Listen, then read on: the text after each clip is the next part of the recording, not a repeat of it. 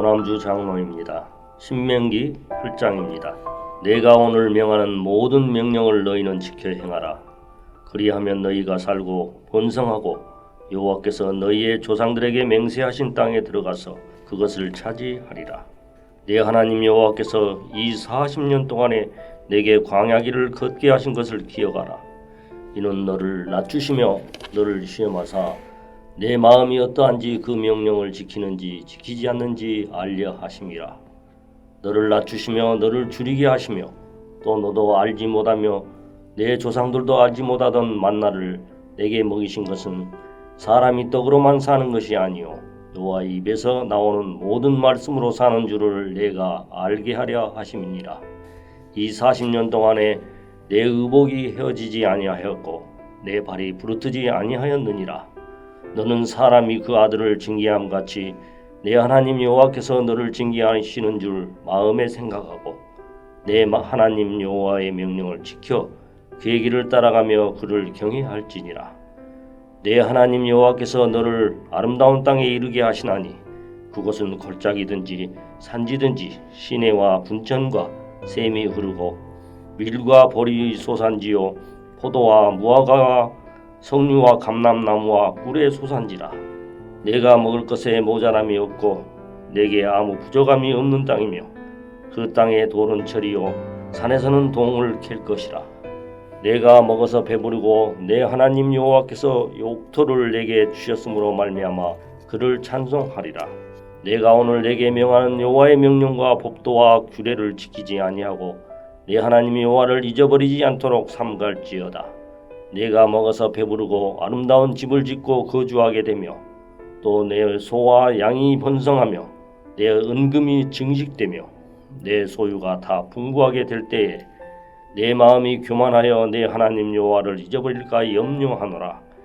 여호와는 너를 애굽 땅 종되었던 집에서 이끌어내시고 너를 인도하여 그 광대하고 위험한 광야 곧 불뱀과 전갈이 있고 물이 없는 간조한 땅을 지나게 하셨으며 또 너를 위하여 단단한 반석에서 물을 내셨으며 내 조상들도 알지 못하던 만나를 광야에서 내게 먹이셨나니 이는 다 너를 낮추시며 너를 시험하사 마침내 내게 복을 주려 하심이었느니라. 그러나 내가 마음에 이르기를 내 능력과 내 손의 힘으로 내가 이 재물을 얻었다 말할 것이라. 내 하나님 여호와를 기억하라. 그가 내게 재물을 얻을 능력을 주셨음이라. 이같이 하심은 내 조상들에게 맹세하신 언약을 오늘과 같이 이루려 하심이니라. 내가 만일 내 하나님 여호와를 잊어버리고 다른 신들을 따라 그들을 섬기며 그들에게 절하면 내가 너에게 증거하노니 너희가 반드시 멸망할 것이라. 여호와께서 너희 앞에서 멸망시키신 민족들 같이 너희도 멸망하리니 이는 너희가 너희 하나님 여호와의 소리를 청종하지 아니함이니라. 하늘에 계신 우리 아버지여, 이름이 거룩히 여김을 받으시오며 나라가 임하옵시며 뜻이 하늘에서 이룬 것 같이 땅에서도 이루어지이다. 오늘날 우리에게 일용할 양식을 주옵시고 우리가 우리에게 죄 지은 자를 사하여 준 것 같이 우리 죄를 사하여 주옵시고 우리를 시험에 들게 하지 마옵시고 다만 악에서 구하옵소서. 대개 나라와 권세와 영광이 아버지께 영원히 있사옵나이다. 아멘.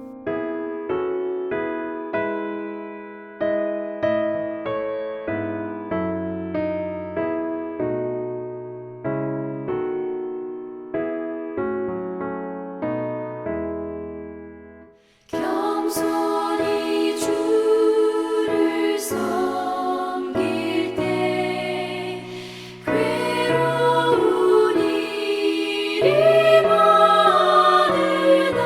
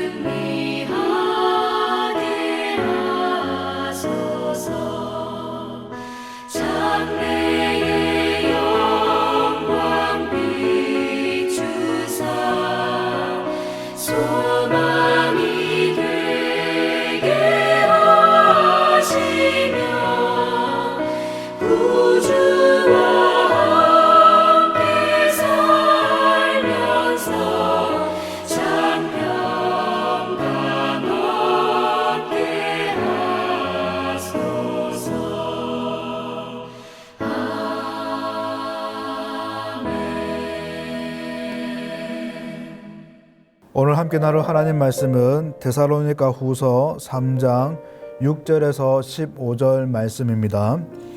데살로니가 후서 3장 6절에서 15절 말씀입니다. 형제들아, 우리 주 예수 그리스도의 이름으로 너희를 명하노니 게으르게 행하고 우리에게 받은 전통대로 행하지 아니하는 모든 형제에게서 떠나라.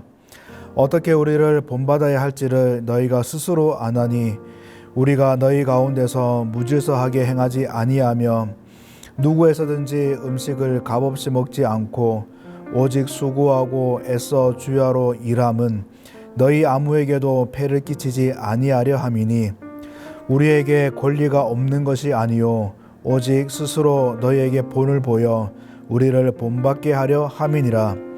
우리가 너희와 함께 있을 때에도 너희에게 명하기를 누구든지 일하기 싫어하거든 먹지도 말게 하라 하였더니 우리가 들은즉 너희 가운데 게으르게 행하여 도무지 일하지 아니하고 일을 만들기만 하는 자들이 있다 하니 이런 자들에게 우리가 명하고 주 예수 그리스도 안에서 권하기를 조용히 일하여 자기 양식을 먹으라 하노라. 형제들아, 너희는 선을 행하다가 낙심하지 말라.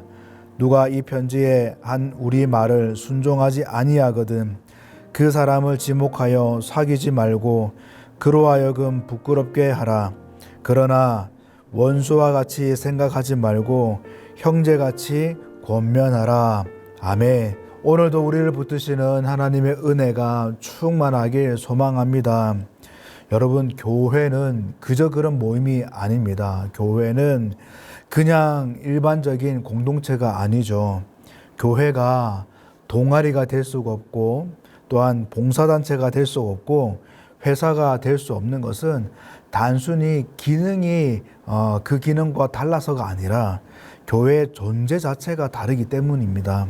교회는 예수 그리스도의 몸으로 하나님의 영광을 담고 세상을 향한 구원의 방주로서 존재하기 때문에 이 교회는 아무리 시골 구석에 있는 너무나 초라해 보이는 그런 교회일지라도 어떤 공동체보다 존귀한 공동체이고 영광스러운 공동체입니다. 바울은 이 교회의 존귀함을 누구보다 잘 알고 누구보다 피부로 절실하게 느끼는 자였죠. 베드로가 사역했던 이 예루살렘 교회, 사도행전을 보면 베드로가 설교를 할 때에 성령께서 역사하셔서 3,000명 이상이 회심을 하고 세례를 받습니다. 그 어마어마한 수가 이 예루살렘 교회가 되어졌기 때문에 사실 그 당시로 보면 예루살렘 교회는 꽤 큰 대형 교회이죠. 그러나 이 데살로니가 교회도 마찬가지지만은 사도 바울이 하나님의 은혜 가운데 세워진 이 교회는 대부분 가정교회였습니다. 그래서 가족 중심으로 신앙생활이 싹 트여 있는 가정교회이기 때문에 인원도 그렇게 많지도 않았고 뭐 대단한 건물도 있지는 않았습니다.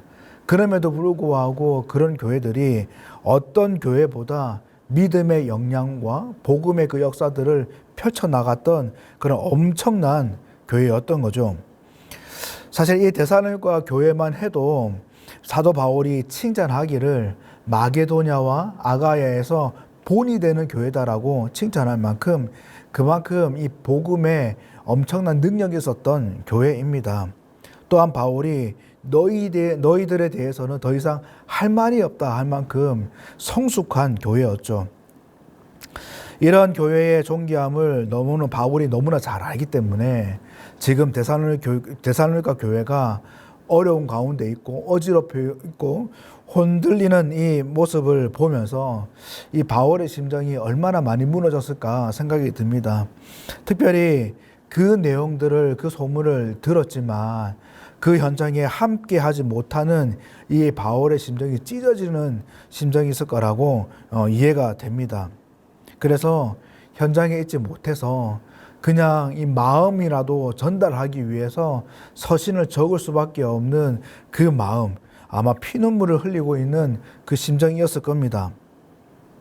사도 바울이 이제 데살로니가 후서 이 두 번째 서신을 정리하면서 자신과 자신의 일행을 위해서 기도해 달라라고 부탁을 합니다. 그리고 맨 마지막 단락 16절 이하에는 이 데살로니가 교회 성도들을 축복을 하죠.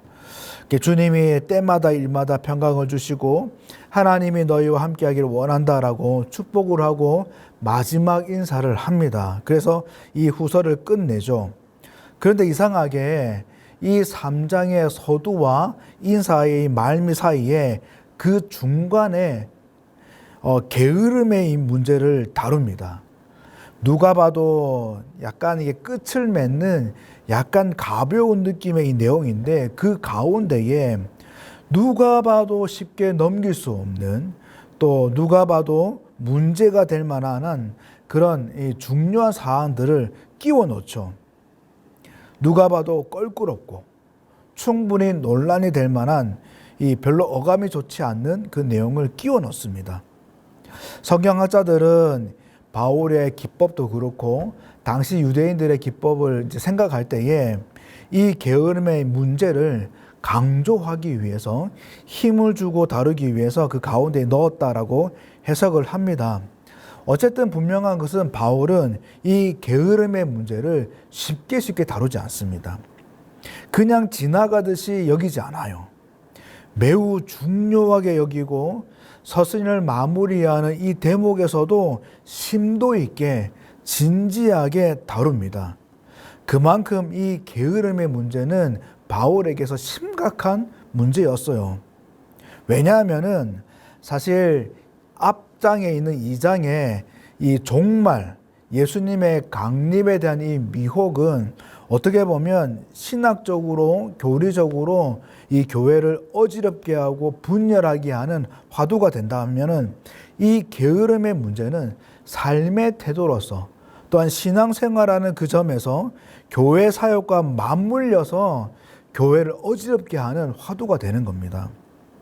그래서 사실은 이 문제가 더 실제적이고 더 현실적인 데미지가 올 수 있는 것이고 더 위협적인 문제인 거죠. 어쨌든 바울은 이 게으름의 문제를 개인적 사안으로 마치지 않습니다.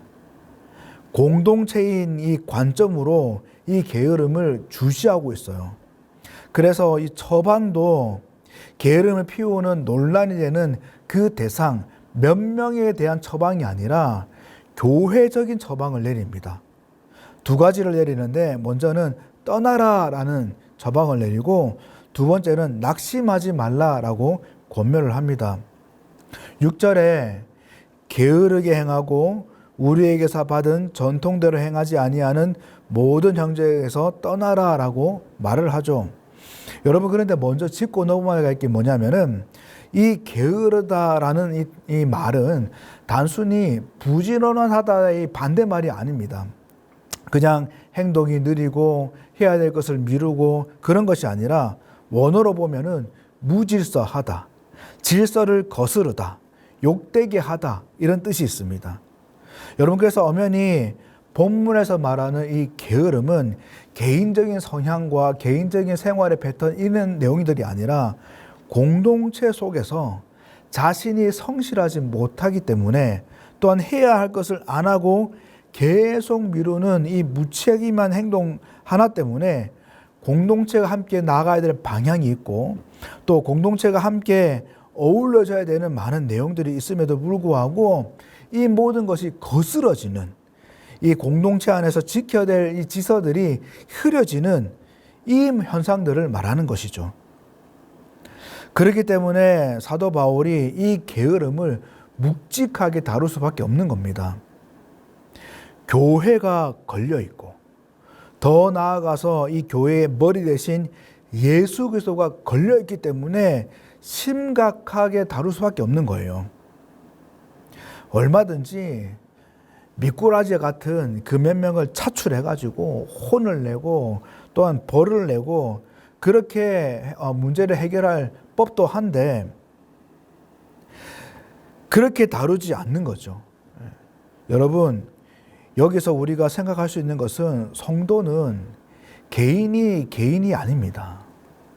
성도는 교회에 속한 이상 교회와 연관 지을 수밖에 없습니다. 나의 모든 행동과 나의 말과 나의 모습이 교회에 영향을 줄 수밖에 없고 또한 교회의 영향을 받을 수밖에 없는 것이죠. 그렇기 때문에 우리가 행동 하나, 말 한마디가 신중해야 되고 조심해야 되는 겁니다. 어쨌든 첫 번째 바울이 내는 처방은 떠나라입니다. 여러분, 그런데 특이한 것은 이 처방의 강도가 그냥 보통 말하는 그런 강도가 아니라는 거예요. 6절에 보니까 너희 이르길 명하노니라고 합니다. 그냥 제안한다, 부탁한다, 해줬으면 좋겠는데 이 어감이 아니라 명령하는 거예요. 여러분, 명령에는 타협이 없습니다. 이 적절한 수순으로 조절을 한다, 수위를 서로 이렇게 의견을 조절한다, 이게 안 돼요. 명령에는 복종 아니면 불복종 둘밖에 없습니다. 여러분, 바울은 그것도 명령하는데 그냥 하는 것이 아니라 우리 주 예수 그리스도의 이름으로 너희를 명하노니라고 말합니다. 그냥 지도자로서, 신앙의 선배로서, 연배로서 부탁하는데 이게 아니라 예수님의 이름으로 명한다는 거예요. 여러분, 그런데 이 떠나다, 떠나라라는 이 말은 원어로 보면 그냥 차단하고 관계를 끊고 단절하고 버리라 이게 아니고 조심하라, 피하라라는 뜻이 있습니다. 그래서 엄밀히 따지면은 그들을 경계하고 그들과 거리를 두지만 그러나 그들을 완전히 남이 되지 말게 해라는 거예요. 물론 공동체를 힘들게 하고 어지럽히고 이 흔드는 이들을 경계하고 징계해야 되죠. 그들의 악함이 공동체 안에 들어오지 못하도록 막아야 합니다. 질서가 무너지지 않도록 막아야 하는 거죠. 분명히 그것을 해야 합니다. 악한 의도로 고의적으로 덤벼드는 그런 자들, 교회를 그렇게 어지럽히는 목적을 가지고 달려드는 그들을 암덩어리를 빼내듯이 빼어내야 됩니다. 그러나 약해서, 부족해서, 무지해서 본의 아니게 이 일들이 되는 그들을 버려서는 안 됩니다. 바울이 예수님의 이름으로 명령하는, 그렇게 강경하게 말하는 이 포인트도 그 게으름을 피우는 그 자들과 손절해라, 이게 강조점이 있는 것이 아니라 그들과 남이 되지 말게 해라는 것에 강조점이 있는 거예요. 여러분, 교회라는 예수님을 믿고 구원받는 사람은 누구라도, 사실 사도 바울도 핍박자였지 않습니까? 또한 안디옥 교회를 보면 노예 출신의 지도자도 있었고 특별히 헤롯의 젖동생도 지도자였습니다. 헤롯이 누굽니까? 야고보를 순교시킨 그 극악무도한 그 왕이 헤롯인데 그 헤롯의 가족도 안디옥 교회의 지도자로 사역하고 있었어요. 바울도 헤롯의 젖동생도 노예 출신도 누구라도 예수님을 믿는다면, 구원을 받았다면 누구라도 꺼리낌 없이 들어와서 함께하고 한 가족이 되는 곳이 교회인데, 그래서 세상에 어떤 조건이 이 하늘 가족이 되는 것을 막을 수 없는 곳이 교회인데, 그만큼 포용이 있고 그만큼 사랑이 있는 곳이, 사랑이 넘치는 곳이 교회인데, 이런 교회에 경계가 되고 조심히 여겨야 될 부류가 생긴다는 거, 그 대상이 있는다는 자체가 비극이고 슬프지만은 그래도 예수님의 이름을 걸고 그들을 남처럼, 아예 관계없는 사람처럼 대하지 말라는 거예요. 왜냐하면 하나님이 우리를 그렇게 대하셨거든요. 또한 그 한 가지, 그들 때문에 교회가 영향을 받듯이 그들도 이 교회를 통해서 영향을 받아서 갱신이 가능하기 때문인 거예요. 여러분, 사도 바울은 또 권면합니다. 13절에 낙심하지 말라라고 하죠. 이 낙심하다는 것은 포기하지 말라는 거예요. 낙심하지 말라는 것은 포기하지 말라는 겁니다. 다른 성경의 용례를 보면 누가복음 18장에도 항상 기도하고 낙심하지 마라라고 말씀하십니다. 고린도후서 4장에도 이 직분을 받아서 긍휼하심을 입은 대로 낙심하지 마라라고 합니다. 포기하지 말라는 거예요. 그런데 중요한 것은 바울이 말하는 이 선을 행하는 게 뭐냐 이 말인 거죠. 여러분, 이 선을 행하는 것은 단순히 착한 일을 하고 바른 일을 하고 옳은 일을 하는 그것을 넘어서 본문의 맥락을 볼 때에 우리는 이렇게 이해할 수 있습니다. 결국 이 게으른 자들에 대해서 선을 행하는 거예요. 옳은 일을 행동하는 겁니다. 그래서 12절에도 보면 예수 그리스도 안에서 권하기를 조용히 일하여 자기 양식을 먹으라라고 말해라고 합니다. 도무지 일하지도 않고 일을 만들기만 하는 다소 괘씸하고 다소 불쾌한 그들이지만은 그들에게 이렇게 해라는 거예요. 조용히 그들에게 가서 권면하라고 합니다. 특별히 바울은 한 가지 조건을 더 답니다. 그게 뭐냐면은 예수 그리스도 안에서 행하라는 거예요.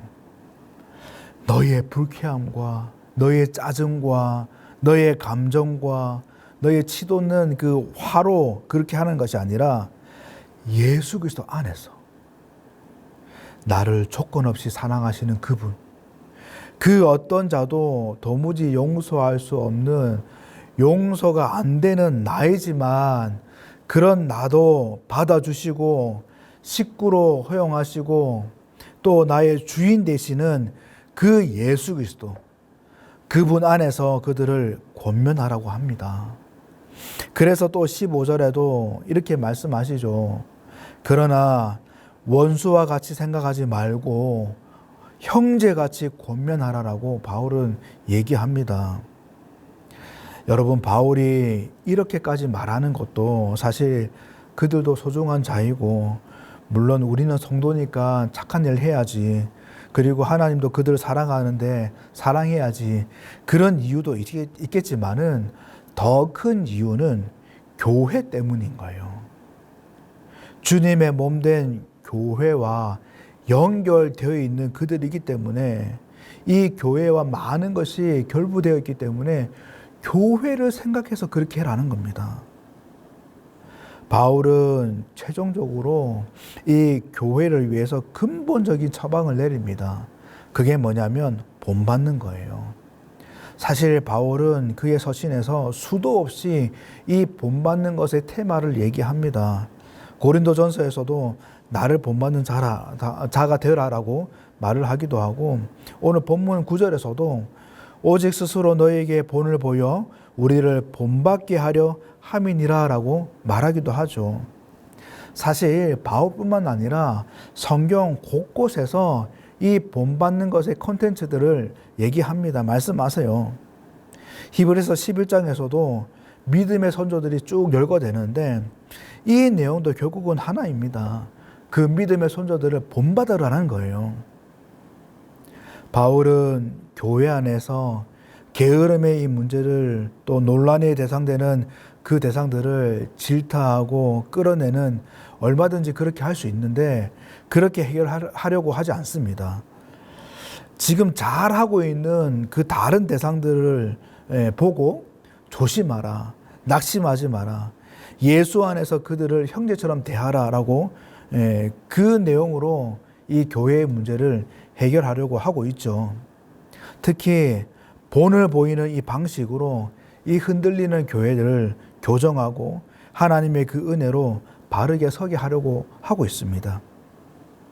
단지 기능적이고 계획적으로 1주차 때는 이거 하고 2주차 때는 질타하고 3주차 때는 법을 만들고 조직을 교정하고 얼마든지 행정적으로 기능적으로 처리할 수 있지만은 그러지 않고 오히려 잘하고 있는 자들에게 참아라, 조심해라, 끝까지 형제처럼 사랑해라, 너희가 먼저 본을 보여라. 끊임없이 말을 합니다. 여러분, 이 사람이 도대체 뭘 잘못했길래 바울이 이러는 걸까요? 왜 이러는 걸까요? 왜냐하면은 지금 여기는 교회이기 때문인 거예요. 교회는 단순히 일 처리하는 곳이 아니죠.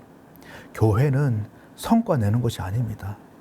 교회는 예수 그리스도 안에서 함께 하나가 되어서 함께 자라나고 함께 울고 함께 웃고 또 함께 말씀을 나누고 그 복음으로 함께 부여잡아서 구원의 방주 역할을 쓰임받는 곳이 교회입니다.